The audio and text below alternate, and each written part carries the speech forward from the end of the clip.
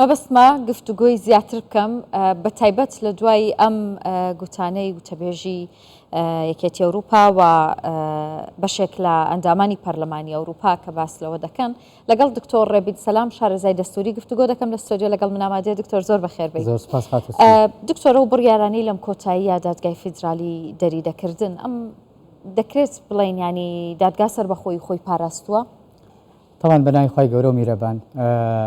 ئەوەی کە تۆزێ ئاگاداری بارودۆخی عێراق و بارودۆخی دەرکردنی ئەو قرارانەی و دادگانە دەستوریە بێ کە دەرچێنراوە بۆی دەردەکەوێت بە ڕوون و ئاشکرا کە بڕیارەکانی سیاسین و دوورن لە دەستوری عێراقەوە و بە سەلماندنی یاسایی و تاریخی و ڕووداوەکان دەتوانین بڵین کە ئەم دادگایە بەپێی بڕیاری ژمارەسی وەختی بریمەر لە 11/7/2005 دەرچێنراوە یا چێکراوە بۆ ئەوەی کە بۆ دەوڵەتێکی موحەد دەبێت نەک بۆ دەوڵەتێکی ئیتیحادی و فیدراڵی. یعنی پێشەوەی عێراق دەنگ بدا بە دەستورەکەی خۆی ساڵی 2005 کە لە تشرینی دووەمدا بوو پاش هەڵمان ئێمە هاتوین دەنگمان داوە بە دەستورێک ئەگەر دەستورەکە منشی و دروستکەری پێگە و جێگە دەستورێکە بێ وەکو مؤسسەیەکی دەستوری ئەو دادگای فیدراڵیە گەر دەستوری بێ دەبواە لە دوای ئەو دەستورەوە دروست بکرێ نەک لە پێشەوە یعنی وەکو وایە کە تۆ کوڕەکە یا مناڵەکە لە باوکی گەورەتر بێ ئەگەر باوکەکە بریتی بێ لە دەستور و دروستکەری ئەو مؤسسە دەستوریانەی وەکو دادگای باڵای فیدراڵێکە بێ بەجددی خۆی نادەستوریە خۆی دادگایەکی کاتیە بۆ کاتی ئینتیقالی لە سەردەمی بریمەرە لە ڕۆژی بڵین 7/3/2005 دەرچێنراوە لە وەقایە عێراقی ژمارە 3996 پەخش کراوە کە ئەم دادگایە دروست کراوە. پێکاتی دادگاکە بەپێی ئەو نەسانەی دەستور نییە کە لە 92-93 دەستوری عێراقیان 94 باز دەکات. بۆ نمونە ئێستا ئەو دادگایە دەبواە فقەهای ئیسلامی تێدا بواە 4 ئەندامی بواە تێدا بواە بەڵام ئەمان 9 ئەندامی حاکمن 2 ئەندامی تریشێ بواە لەگەڵا بواە وەکو فقەهای قانون و یاساناس کە بەم شێوەیە ئەگەر واش بکرێت دەبێت بە لژنێکی فتوای ئیسلامی زیاتر ئەو دادگایە بڵێ فیدرالی نییە و بڕیارەکانیشی نادەستورین بێگومان ینی ئێستا ئەو بڕیارانی کە دەری کردووە بە ڕۆژی ڕووناک دیارە کە دژی ئەو نەسە دەستوریانی خوارەوە کە باسیەکەین هەرخۆی ئێستا ئەم بڕیاری ئەخیری سەبارەت بە کۆتاکان و سەبارەت بە یاسای هەڵبژاردننی کوردستان کە دەری چوانوە بە ڕوون و ئاشکرا دژی مادە 170 دەستوری عێراقیە کە دانی ناوە بە دەسەڵاتی یاسادانان و جێبەجێکردن و دادوەری هەرێمی کوردستانە بێجگەلەوە مادەی 140 دەستوری عێراقمان هەیە کە دەڵێ هەرچی یاسایەک دەرچێنرا بێت لە هەرێمی کوردستانە پێش پەسەندکردنی دەستوری 2005 فیدرالی هەمووی کارایە نەک هەر یاساکانی هەرێمی کوردستان بەڵکو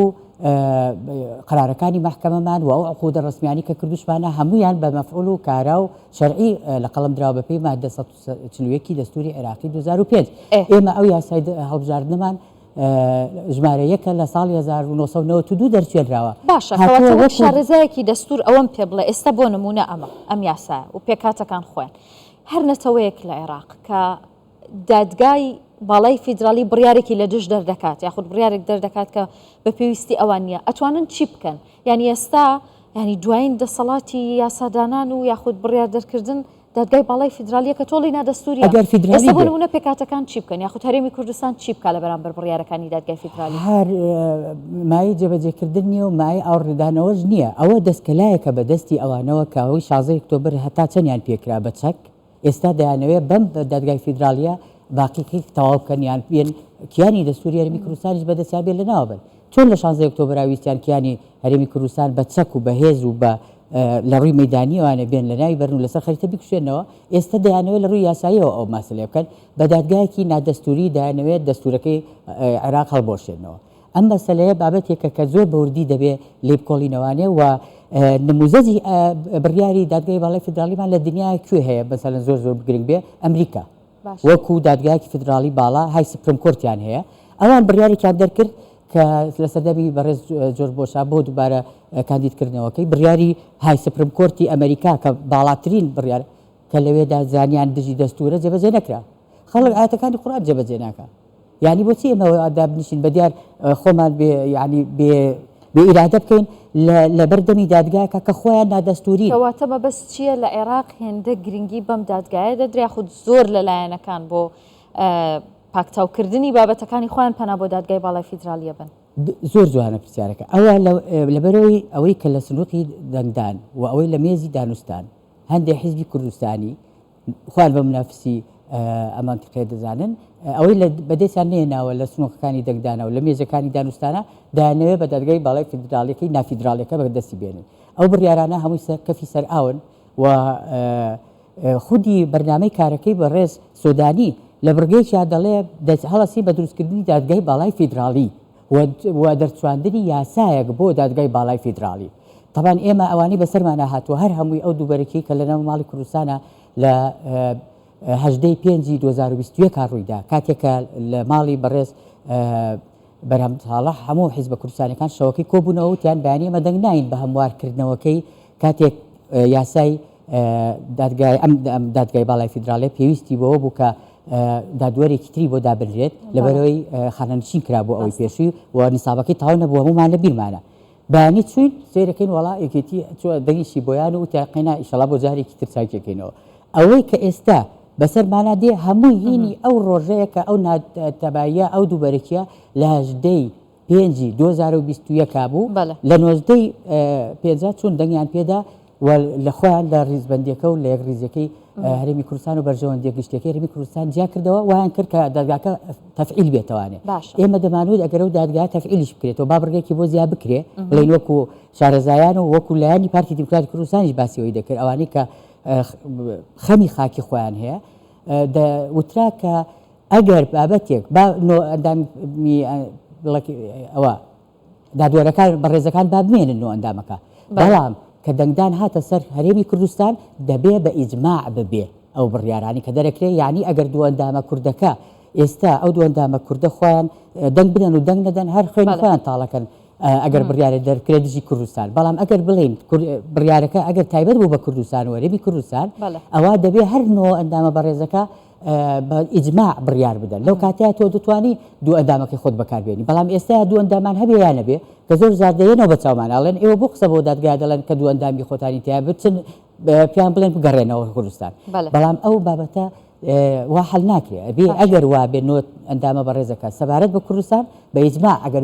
ویسترا بکرێ ئەوەش بە عەکسی ئەو بەرژەوەندیەوە یەکێتی نیشتیمانی لەو ڕۆژەدا لە 2021 چوو دەنگی بەوەدا کەوانە دکتۆر مەبەستمانی پامنەری کوردستان 24 چۆتەیەکێتی ئەوروپا لێ لەگەڵ وتەبێژ و لەگەڵ ئەندامانی پەرلەمانی ئەوروپا قسەی کردوانی یەکێک لە ئەندامان دەڵێ کە دادگا بێ سەربەخۆ بێ نابێت وڵات و حکوومەتی هیچ حکوومەتێک کاریگەری لەسەر بڕیاری کۆتایی دادگاکە هەبێ یعنی ئەمانە پەیامن مەسیجن بۆ عێراق پێتان وایە هیچ کاریگەریەکی دەبێت لەسەر بڕیارەکانی دادگای فیدرالی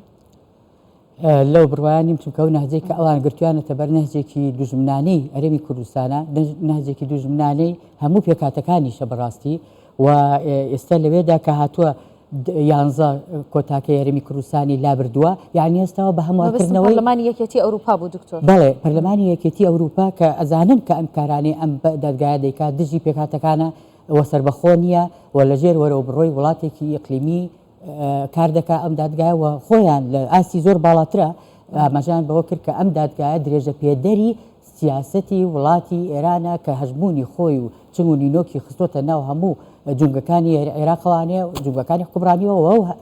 دادگای باڵای نافیدرالیش وا داناوە وەکو خەتی ڕجعی ئەخیر لەم لاوە لەگەڵ ڕێکەون لەو لاوە دەتوانن بۆ پوچی کەنەوانێ لەم لاوە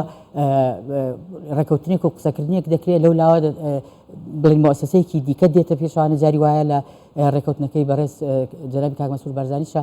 ئێستا ئەگەر ئەو ڕێکەوتنی